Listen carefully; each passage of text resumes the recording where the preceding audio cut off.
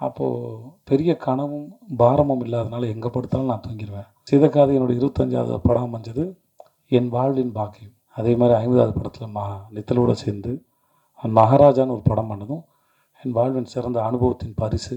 இந்த 50 படங்கிறது ஒரு மாலையாக இருந்தால் அது ஒவ்வொரு மணியும் இங்கே இருக்கிற அத்தனை பேராலையும் கோர்க்கப்பட்டது. என் மேலே வைக்கிற விமர்சனமோ பாராட்டோ திட்டோ எதுவாக இருந்தாலும் என்னை அதை யோசிக்க தான் வச்சது.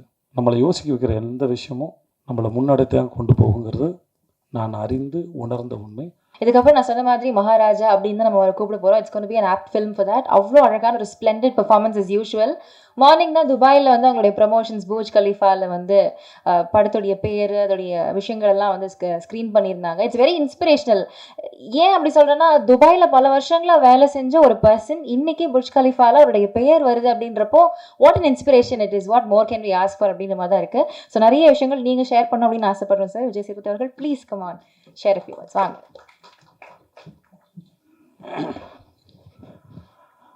முதல்ல இங்கே வந்திருக்க உங்கள் அனைவருக்கும் மிக்க நன்றி. ராமோஜிராவோட அவருடைய இறந்து போனார் கேள்விப்பட்ட போது எனக்கு ரொம்ப வருத்தமாக இருந்தது. எனக்கு அவருடைய நேரடி தொடர்போ எதுவுமே இல்லைனாலும் புதுப்பேட்டை படத்துக்காக நாங்கள் அங்கே போனபோது அவ்வளோ பெரிய இடம், அவ்வளோ செட்டு இருக்குது, அவ்வளோ படங்கள் நடந்துகிட்டு இருந்தது. 2005 நாங்கள் போகும்போது இதை ஒருத்தர் கற்பனை பண்ணாரா, இதை ஒருத்தர் நம்பினாரா? ஒரு ஸ்லம் வேணுமா ஸ்லம் இருக்குது, ஒரு கோட்டை வேணுமா கோட்டை இருக்குது, ஒரு பார்க் வேணுமா பார்க் இருக்குது, ஃபார்மிங் லேண்ட் வேணுமா ஃபார்மிங் லேண்ட் இருக்குது, எல்லாமே இருந்தது. சின்ன சின்ன பொருள்லாம் இருந்தது. பேனா முதற்கொண்டு எல்லாமே ராமோஜிராவுடைய அவங்களுடைய இது போட்டிருக்கோம். நான் ஆச்சரியம், இது வரைக்கும் இவங்க கொடுக்குறாங்களா? உள்ள ஸ்டார் ஹோட்டலேருந்து அவ்வளோ வசதி, இவ்வளோ கற்பனை ஒருத்தர் இப்படி பண்ணார். அது என்னோட ரொம்ப ஆச்சரியம். அவரோட வீடு பார்ப்போம், கண்ணாடி போட்டு மூடி இருக்கோம். நாங்கள்லாம் பேசிப்போங்க, அது மேலே ஹெலிகாப்டர் வருமா நிற்குமா அப்படிலாம் பேசியிருக்கோம். ஸோ ரொம்ப ஆச்சரியமான ஒரு மனுஷனாக எனக்கு அவர் இருந்தார். ஸோ அவர் இறந்து போன போது நான் ரொம்ப நாளாச்சு படத்தில் நடித்து, பட் அது கேள்விப்படும்போது காலைல செய்தியாக பார்க்கும்போது இப்போ அஞ்சலி செலுத்தும் போது சரி ஆட்டோமேட்டிக்காக நாங்கள் அங்கே வந்து ஏன்னா ஹீரோ ஃப்ரெண்டாக நடிக்கும்போது வந்து உங்களுக்கு எதுவும் வேலை இருக்காது. நாங்கள் போனோன்னே அசிஸ்டன்ட் சொல்லிவிடுவேன், சார் நான் அங்கே தூங்கிட்டு இருப்பேன் சார் அப்படின்னு சொல்லிட்டு போய் நான் வாட்டுக்கு படுத்துருவேன். எனக்கு இப்போ தான் தூக்கம் குறைவாக வருது. அப்போது பெரிய கனவும் பாரமும் இல்லாதனால எங்கே படுத்தாலும் நான் தூங்கிடுவேன். அதில் செட்டில் எங்கேயாவது ஒரு இடத்துல சொல்லிவிட்டு எல்லா படத்துக்கும் போயிட்டு கொஞ்ச நேரம் இருந்து பார்த்துட்டு நானும் ஷூட்டிங் வேடிக்கை பார்க்குற மாதிரி வேடிக்கை பார்த்துட்டு ஒரு இடத்துல படுத்து தூங்கிடுவேன். அப்படி நான் நிறைய இடத்துல படுத்து தூங்கியிருக்கேன். செல்வா சாரும் தனுஷும் கிரிக்கெட் விளையாட கூப்பிடுவாங்க. நாங்கள்லாம் விளையாண்டுருக்கோம் அவங்களோட சேர்ந்து. ஸோ அங்கே நிறைய இடத்துல கிரிக்கெட் விளையாண்டுருக்கோம். அங்கே வரலாறு ஷூட் நடந்தது. அங்கே போய் நாங்கள் அஜித் சாரை தூரமாக நின்று பார்த்துருக்கோம். ஹிந்தி படம் ஷூட் நடந்திருக்கு பார்த்துருக்கோம். இந்த மாதிரி நிறைய ஷூட்டிங் வேடிக்கை பார்த்துருக்கோம். சுற்றி பார்த்த மாதிரி இருந்தது. நிறைய அனுபவம் இருக்குது. ஒரு படம் தான் அங்கே பண்ணேன், ஆனால் நிறைய அனுபவம் இருக்குது. இன்றைக்கி அவர் இறந்து போயிட்டான்னு கேள்விப்படும்போது மிகவும் வேதனை அளிக்குது. இப்படி ஒரு கற்பனை பண்ண மனுஷன் நிறைய பேரோட கற்பனைக்கு வந்து உருவம் கொடுத்துருக்காரான்னு நம்புகிறேன். அதுக்காக மிகவும் மறந்துக்கிறேன். அவருடைய ஆன்மா சாந்தி அடையட்டும். அப்புறம் வந்து கம்மிங் டு மகாராஜா. இந்த நித்தில ட்ரெய்லர் வந்த உடனே ஒரு படப்படப்பு அனுபவம் தெரிஞ்சிருக்கும்.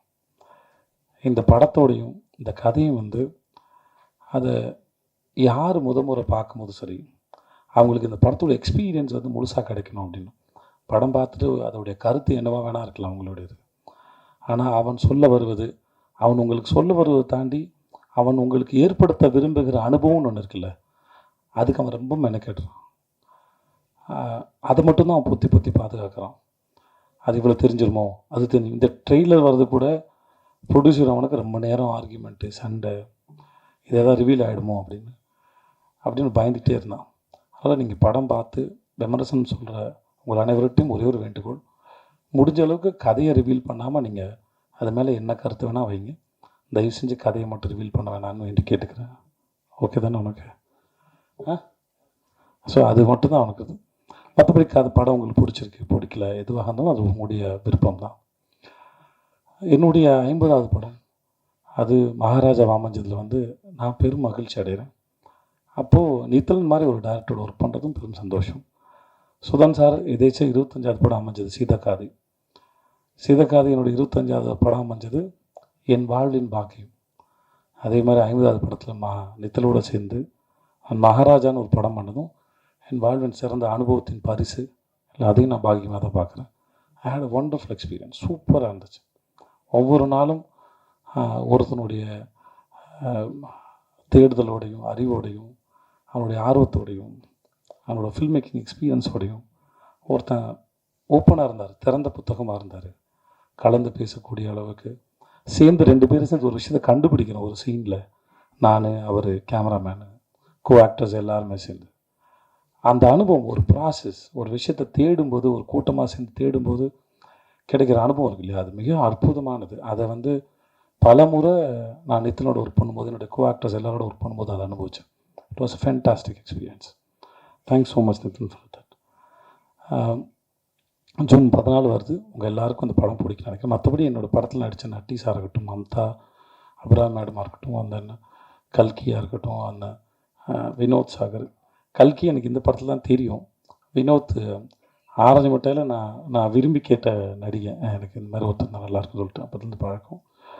ஸோ கல்கி நான் அவனை ரொம்ப ரசிக்கிறேன். நான் ஏன்னா அவன் சீன் பண்ணும்போது அவன்கிட்ட ஒரு வியர்டான டைமிங் இருக்குது. ரொம்ப நல்ல நடிகன். எதிர்காலத்தில் மிக சிறந்த நடிகனாக வருவான் நான் நம்புகிறேன். அவன்கிட்ட நிறைய இருக்குது எக்ஸ்ப்ரெஸ் பண்ணுறதுக்கு. சிறந்த சந்தர்ப்பம் அமைஞ்சு நல்ல பெரிய ஆக்டர் ஆகிறதுக்கு. உட்காருங்க சார். அதுக்கு நட்டி சார் இந்த படத்துக்கு வந்தது மிகப்பெரிய ப்ளஸ்ஸு. அந்த கேரக்டர் ரொம்ப அழகாக கேரி பண்ணியிருந்தார். அவருக்கு ரொம்ப நன்றி. அந்த அருள்தாசனை இந்த 50 படத்தின் ஒரு அழகான கோலமாக இருந்தால் அதன் முதல் புள்ளி அவர் சொல்லி அவரால் நடந்தது அது. ஸோ அவருக்கு ரொம்ப நன்றி. என் இயக்குனர், என் குருநாதர், என் சீனிவாமசாமி சாருக்கு. அவருடைய வாழ்க்கையை கேள்விக்குறியாக இருக்கும்போது என்ன மாதிரி ஒரு ஆளை, யாருமே நம்பாத ஒரு ஆளை, என் உறவுகளும் என் சார்ந்த யாருமே நான் நம்பாத ஒரு ஆளை, நானே நம்பாத ஒரு ஆளை, தான் இக்கட்டா சூழலில் இருக்கும்போது என்னை மாதிரி ஒருத்தரை கூப்பிட்டுக்கிட்டு அந்த படத்துக்கு ஷூட்டிங் பண்ணது மிக ஆச்சரியமான ஒரு விஷயம். அது நடந்ததுக்காக அவருக்கு மிகப்பெரிய நன்றி. சிஜே பாஸ்கர் சார் என்னுடைய சீரியல் எனக்கு முதல்ல என்னை நடிக்கவே தெரியாத போது எனக்கு வாய்ப்பு கொடுத்து நான் துவண்டு போகும்போது ஒரு நாள் உன் கண்ணும் சிரிப்பு நல்லா இருக்குடா, உணர்ந்து நடித்தா நீ நல்லா வருவேன்னு என்னை ஒரு நாள் சொன்னார். ஸோ அவருக்கும் மிக்க நன்றி. நிறைய பேர் எனக்கு உதவி பண்ணியிருக்காங்க, நிறைய பேர் சொல்லி கொடுத்துருக்காங்க. சின்ன சின்ன விஷயம். இந்த 50 படங்கிறது ஒரு மாலையாக இருந்தால் அது ஒவ்வொரு மணியும் இங்கே இருக்கிற அத்தனை பேராலையும் கோர்க்கப்பட்டது. அது ப்ரெஸ்ஸு, மீடியா, நண்பர்கள், படங்கள், இயக்குனர்கள், எல்லார்கிட்டேருந்தும் நான் ஏதோ ஒன்று கற்றுக்கேன். அது என் மேலே வைக்கிற விமர்சனமோ பாராட்டோ திட்டோ எதுவாக இருந்தாலும் என்னை அதை யோசிக்க தான் வச்சது. நம்மளை யோசிக்க வைக்கிற எந்த விஷயமும் நம்மளை முன்னடைத்தான் கொண்டு போகுங்கிறது நான் அறிந்து உணர்ந்த உண்மை. ஸோ இந்த 50 படமாக என் கூட இருந்த, எனக்காக பேசின, இல்லை என்னை திட்டி என்னை உணரணுங்கிறதுக்காக சொல்ல வச்சதாக இருக்கலாம், இந்த மாதிரி கடுமையான விமர்சனமாக இருக்கலாம், பாராட்டாக இருக்கலாம், நான் எல்லாத்தையும் சமமாக பார்க்கிறேன். அதை கொடுத்து உங்கள் அத்தனை பேருக்கு மிகப்பெரிய நன்றி. Thank you so much. Mamta, Abirami and Philomin, boys Manikande, sorry. நான் துபாயில் இருக்கும்போது 2 படத்துக்கு ஃபோட்டோ அனுப்பினேன். ஏதோ சும்மா கூட்டாம்போக்கில் சினிமாவில் ரொம்ப சுலபமாக தெரியுது நடிகராக எல்லாம் அப்படிங்கிற ஒரு எண்ணம் அப்படின்னு நான் நினைக்கிறேன். அதனால் துபாய் வேலை தேடும்போது நான் ஒரு வருஷம் ஜிம்முக்கெலாம் போய் கொஞ்சம் ஒல்லியெல்லாம் நல்லா ஒல்லியாக இருப்பேன். இப்போது 5 ஸ்டார் படத்துக்கும் பாய்ஸ் படத்துக்கும் ஆர்டிஸ்ட் தேடுறான்றப்போ 2 படத்துக்கு நான் ஃபோட்டோ அனுப்பியிருந்தேன். நான் அங்கேருந்து அனுப்பியிருந்தேன் ஒரு ஃபோட்டோ. நான் சித்தார்த் சார் சந்திக்கும் போது அதை சொல்லியிருக்கேன். மணிகிட்ட சொல்லியிருக்கேன்னு நினைக்கிறேன், தெரியல, சொன்னான்னு தெரியல. அப்புறம் மணியை என் ஃப்ரெண்டு கடை, அங்கே மதுக்கடைன்னு ஒன்று இருக்குது, அந்த வாத்தியார் தோட்டம் கார்னர். அங்கே ரொம்ப நாள் காலேஜ் படிக்கும் பொழுது அவன் ஃப்ரெண்டு கடை, ஸ்டேஷன் கடை, அங்கே போய் நாங்கள் நின்றுருக்கோம். பல முறை மணியை பார்த்துருக்கேன். இந்த பையன் பாய்ஸ் நடிச்ச பையன் தானே அப்படின்னு பார்த்துருக்கேன். ஒரு நாள் எதேச்சியாக பார்த்த ஒரு இன்டர்வியூ, எனக்கு என்னமோ ஒருத்தன் இனிமேல் இந்த வாழ்க்கை எவ்வளோ பயமுறுத்தினாலும் நான் பயப்பட மாட்டேன்டா அப்படின்னு ஒருத்தன் ரியலைஸ் பண்ண மாதிரி இருந்தது அந்த இன்டர்வியூ. பெரிய பூதம் பேயினா அது வாழ்க்கை தான். இது என்ன பண்ணுன்னே தெரியாது. எப்படி நேற்று இருந்த நொடி இன்றைக்கி இல்லை, அடுத்த நொடியும் கேள்விக்குறியாக இருக்குது. ஸோ அதில் ஆச்சரியம் நடக்குமா இல்லை ஏதாவது நடக்குமா பயமுறுத்துமான்னு கூட தெரியாது. அப்படி இனிமே அந்த இன்டர்வியூ பார்க்கும்போது எனக்கு இந்த ஃபீல் வந்து நான் ரொம்ப அட்ராக்டிவாக இருந்தது. ஒருத்தர் உட்காந்து கண்ணாடி போட்டுட்டு பேசினது, வீட்டில் அம்மாவுக்கு அம்மா சமைச்சு வச்சு இந்த வாழ்க்கை ரொம்ப அழகாக. இப்போயோட தென்கட்சி கோ சுவாமிநாதன் அவருடைய கதை ஏதோ கேட்ட மாதிரி ஒரு ஞாபகம். நண்பர் ஒருத்தர், அது அரைகுறையாக தான் ஞாபகத்தில் இருக்குது. பட் மழை பெய்யும்போது உட்காந்து பக்கோடா சாப்பிட்றது பிடிக்கும். அப்புறம் வேலையெல்லாம் முடிஞ்சு ரிட்டையர் ஆனதுக்கப்புறம் இப்பயும் அவர் மழை பெய்யும்போது உட்காந்து பக்கோடா சாப்பிடுவார்ன்றது அது இவ்வளோ அழகாக வாழ்க்கையை சாதாரணமாக எடுத்துக்கிறதுல அது வந்து இட் வாஸ் பியூட்டிஃபுல். நான் அந்த மாதிரி மழை பெய்யும்போது பக்கோடா சாப்பிட்ற ஒரு ஆளாக தான் அந்த இன்டர்வியூவில் மணிகண்டன் பார்த்தேன். எனக்கு அது ரொம்ப பிடிச்சிருந்தது. நான் உதவி பண்ணணும் இல்லை காப்பாற்றணுன்ற எந்த எண்ணமும் கிடையாது. அதனால் அந்த ஸ்டேட்மெண்ட்டில் ஒரு ரொம்ப இன்ட்ரெஸ்டிங்கான பர்சனாலிட்டியாக இருந்தாப்புல. அதனால நான் நித்தில்டன் சொன்னேன் நான். ஏன்னா திறமை இல்லாத யாரும் வாய்ப்பு கொடுத்து வளர்க்கவே முடியாது.